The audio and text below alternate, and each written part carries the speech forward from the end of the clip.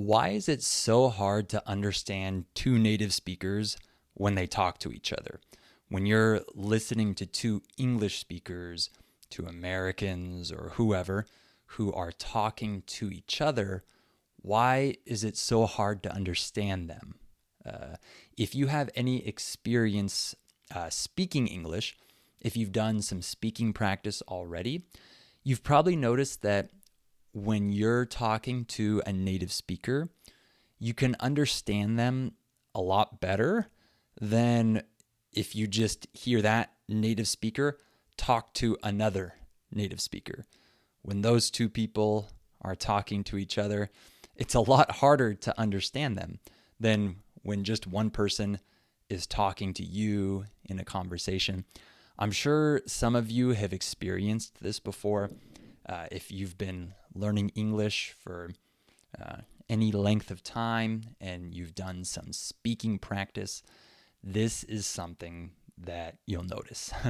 This is something that's very common for me, for example. When I learn other languages, it's much easier for me to understand the person when they're talking to me, when it's just one person, than when I'm just not participating and I'm listening to two people talk to each other. So I want to talk today about why that's the case, why it's harder when you're listening to other people talking to each other, and why it's easier when you're talking to just one person and that person's talking to you, and how you can practice getting better at listening to two people talk and understanding them, right? So first, why is it easier when you talk to someone and they talk just to you? Why is it easier to understand them? Well, this is due to a few reasons. First of all, if you are part of the conversation, if it's you and another person, you have a lot of control over the conversation. You control the flow of the conversation. You kind of control where it goes, how it goes, etc., right? So, for example, when you're participating in a one-on-one conversation, you have a lot of control over the topic. So you are talking about something and the other person is talking to you about that thing, and you have a lot of control over that because you're asking questions, you're talking about your opinion, you're introducing the topic, for example, versus when you listen to two other people talk, the topic depends on what they want to talk about. You have no role in that. You don't have any influence over that, right? So you partially control the topic. You ask questions, probably. At least you should ask questions. That's good to do in a conversation. And so when you ask someone a question, when they respond to you, when they answer you, you know what they're talking about because you're the one who asked the question. So if I ask my French teacher the question, what do you think about your city's mayor, for example, right? When they respond to me, even if they use some complicated words or whatever, I still know that they're talking about their city's mayor because I asked that question. However, when other people are talking, then they can ask each other questions and bring up topics and talk about things, and you might not even be able to follow the subject of what they're talking about. Like you don't even know what they're referring to, right? Versus when you can ask one person a question and then they respond to you, you know what they're talking about. So it helps already give you a context, right? You already know that they're talking about this thing. That helps you understand them, even if they're using complicated words and phrases, slang, whatever. So the fact that you play a role in guiding the conversation with your questions, the topic that you're talking about, adding your opinions, that helps you understand what they say better because you kind of control the context. Does that make sense? And one other thing that is a big advantage when you're talking to someone is that you control the speed of the conversation as well. Of course, you can't control how fast the other person speaks unless you tell them, please, can you speak a little bit slower? But what I'm referring to is you speak, you're part of the conversation. And so if you speak slowly, the conversation goes more slowly, right? It doesn't go as fast because it depends on your speed, right? If you speak slowly, you're not going to have this really fast conversation. The conversation will seem slower, easier to understand. There aren't a million things being said without you knowing what's being said, right? Versus when two other people are talking, you don't control the speed. They talk as fast as they want. They interrupt each other. They go bup, bup, bup, bup, bup, bup. It can sound very, very fast, and you have no influence over that. You can't slow the conversation down with your own speech, right? So that's another reason why it's much easier when you're part of a one-on-one conversation. It's so much easier to understand the other person because things go at the speed at which you speak, right? And of course, the other person might speak fast, but you control half the speed because you can speak slowly if you need to, right? So that's another thing.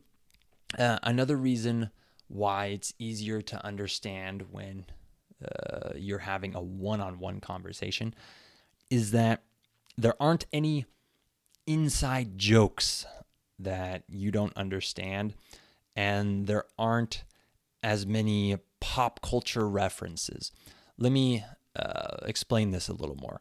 When you hear other people talk to each other, especially if they're friends, for example, they know each other, they're going to have some inside jokes. This is like a joke that isn't funny to everyone, but only between these people, let's say. Like, they're the only ones that understand it, let's say. So they might have inside jokes that they reference that you have no idea what they're talking about. Or, like I mentioned, pop culture references. If you're listening to two Americans speak English, they might reference certain things related to our popular culture here in the US that you're unfamiliar with. And there might be jokes and words and phrases that are related to that pop culture, and you'll be lost when you listen because you're not familiar with that pop culture, right? But if you're talking to someone, a native speaker, they know that you're not a native speaker. They're probably not going to mention all of these things that a non-native speaker wouldn't know about, right? And they won't have the same humor, make the same jokes. It will probably be a little bit different and easier to understand because they're talking to you. They're talking to someone who is not in that culture and doesn't have all of this inside knowledge and the jokes and all of that. So you won't hear a lot of that when it's just you talking to another person, right? And so, like, I think of my own conversation practice that I've been having with some different French tutors. And I noticed that I understand my tutor really well. We have great conversations. My speaking is not great, but I can see it improving week after week. I'm really happy with that. So I speak well enough that we have great conversations because I understand them. It's very easy. However, if I just turn on a radio show from France where different radio hosts are talking to each other, that's going to be much, much harder for me to understand. I hope that I'll still understand a lot of what they're saying, and I practice my listening a lot, so I'm not saying my listening is bad, but that is much harder for me than when I'm just talking to my French tutor, even if my French tutor is talking to me at normal speed. It's still much easier because of these reasons that I just mentioned. And this is one reason why one-on-one classes are so helpful, because it's a great way for you to practice your speaking and your listening and have control over the situation, right? So it's different from if you just get thrown into a group setting and suddenly you have to try to practice speaking and listening. That can be really hard, right? But if you just start with one-on-one classes, you kind of build up your strength, so to say. You build your ability to speak, to listen, to interact, to just have good communication with another person. So one-on-one classes are great for this.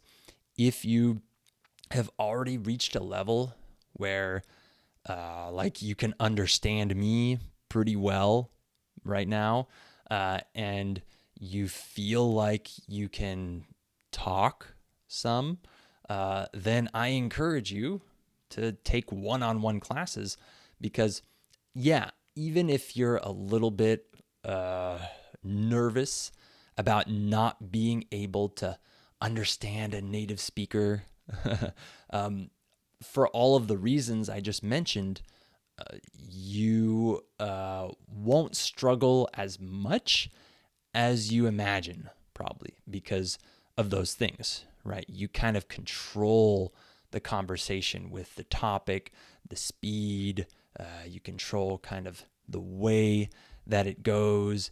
You ask questions, you have all these benefits of one-on-one conversations, right? So I also just want to go through some of the challenges of understanding other people when they talk to each other. I already mentioned some of these, but I want to go into a little more detail so you can understand why it's hard, right? Because people ask this all the time, like, hey, I understand you, but when I turn on this podcast, it's like gibberish. Gibberish is like nonsense. It's like sounds that don't make any sense, right? So when that's the case, when you just turn on a movie in English or a podcast, you don't get to ask questions and introduce your topic into that conversation. So you have zero control. The conversation between those two people, it goes wherever it wants to go, wherever those two people lead it, right? You don't get to say, hold on, answer this question about this topic. And so because you don't get to do that, you get lost in the conversation. You don't know how the conversation is moving. You don't know what topic is coming next. You have lost complete control at that point. At that point, you have to rely 100% on your listening skills in order to understand what they're saying. You can't rely on your own influence over the conversation. When you're talking one-on-one to someone, your influence over the conversation, your control, that is something that helps you understand. It's not just your listening skills. Your listening skills are important, of course, but really your influence is the other part of that. So really, like, your influence over the conversation does like half the work for you, right? And then just the other half is just understanding what the person is saying, right? So if you remove that influence, and now you're not a part of that conversation, you're just listening to two people talking to each other, now it's 100% listening at that point. You can only rely on your ears. You have no other power, right? So that makes it much, much harder. You don't control the speed, like I mentioned. So if they decide to talk faster, you don't get your turn to slow the conversation down. Like I mentioned, there will be some pop culture references, maybe inside jokes. I even experienced this with friends of mine who consume a lot of social media. Like, they will have these inside jokes that they bring up because they've both seen that Instagram reel or whatever, and I haven't seen it, so I have no idea what they're talking about, even though it's English. They're talking in English, but I get lost because of a reference they've made. So imagine you as a non-native speaker. That's much, much harder, right? And one thing that is really hard to understand when you're not a part of the conversation is when people are talking over each other, as we say. So it's not like one person talks and then finishes, and then the other person talks and then finishes. No. In real life, people talk over each other, right? They interrupt each other. They don't wait for the other person to finish a lot of the time. So when you're listening to a radio program, a podcast, a movie, or whatever, there are going to be many instances when the two people are saying something at the same time. This person's talking and this person's talking. It happens a lot when, like, this person is saying something, and before the person finishes their sentence, this person already responds to what this person said. and this person still finishes their sentence. So maybe there's like 5 words that have overlapped between the two people. And that's something that can be extremely hard to understand when you're not a part of that conversation. It's different when you're in the conversation because you know your own words.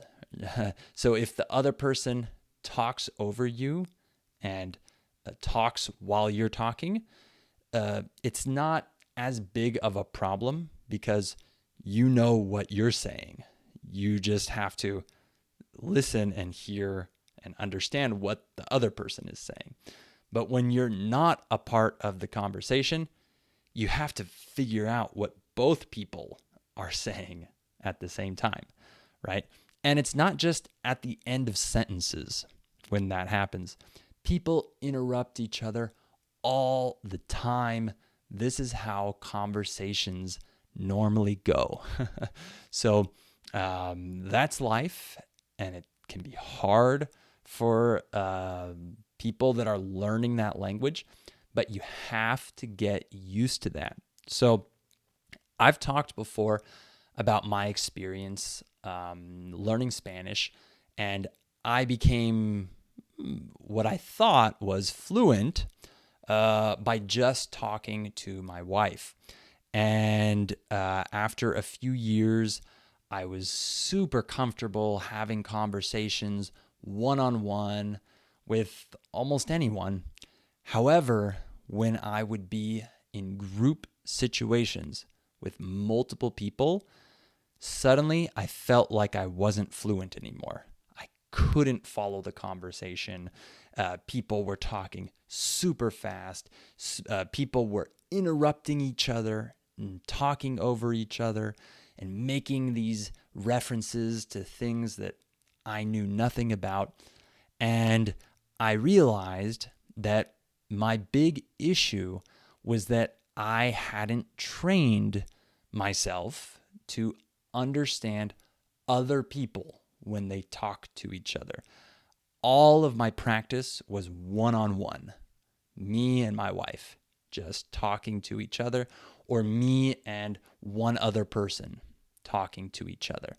And that's great, but because I never gave myself that practice with a group situation, multiple people talking, I could not understand in group settings.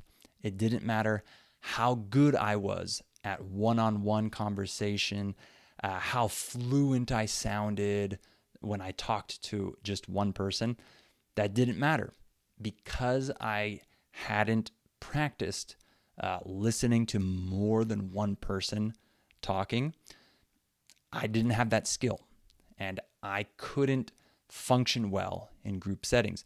So thankfully, I got that practice afterwards. I put myself in those situations. So like every week, I had situations where I spent multiple hours with more than one person talking, right?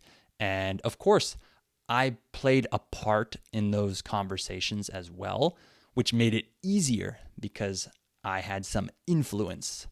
Like I mentioned before, I could bring up topics and ask questions.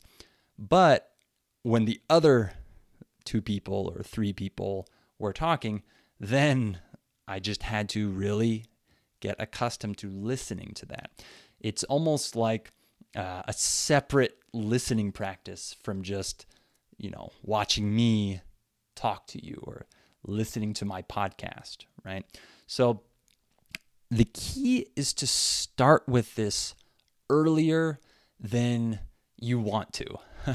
I think most of us don't want to do all of this listening practice where it's 2 people talking, 3 people talking, because it's hard and you get lost. You can't understand the content.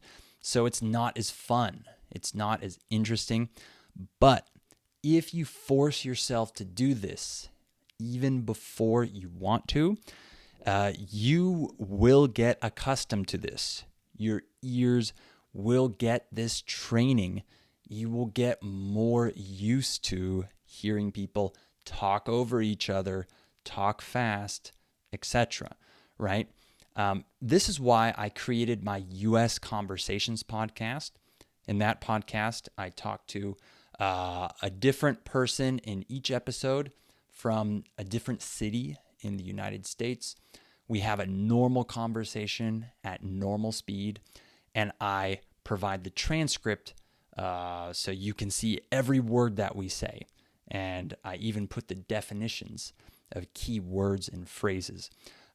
So this is a fantastic resource to introduce you to that type of practice. So I encourage you to use that. If you feel like it's really intimidating to listen to content where 2 or 3 people are talking, use my U.S. Conversations podcast because you have the transcript. I'm part of that conversation, so you're accustomed to my voice, so it will be a little bit easier for you. And then once you become more accustomed to those conversations that I have, then you'll probably feel ready to actually use more content like podcasts and YouTube videos and movies or whatever, where people, more than one person is talking, right? But I really recommend that you use my U.S. Conversations podcast. I wish I had used a resource like that when I was learning Spanish, because that would have saved me a lot of time and trouble because my ears would have gotten more accustomed to hearing that type of conversation between native speakers, right? So again, that's why I created that podcast, the U.S. Conversations podcast. So really take advantage of that, right? And then eventually put yourself in group settings if you can. And you might tell me, I don't live in an English-speaking country. How can I get that practice talking in a group setting? One way you can do this is for those of you who live in like a major city, there might be meetup groups. You can go to the website meetup.com. There might be groups where they have like conversation exchanges between foreigners, like Americans who are living in that city, and the locals. This is really common. In the city where I lived in Mexico, in Guadalajara, there were multiple exchange groups where Americans and people from other English-speaking countries would come, and then locals would come, and they would practice their English and Spanish together. So there are resources like that that you can use to put yourself in group settings and to talk to multiple people. But before you do that, you might want to just start to consume content where more than one person is talking. So like I said, my U.S. Conversations podcast, that's probably going to be your best initial resource. But then start to listen to other content as well, where 2 people are talking.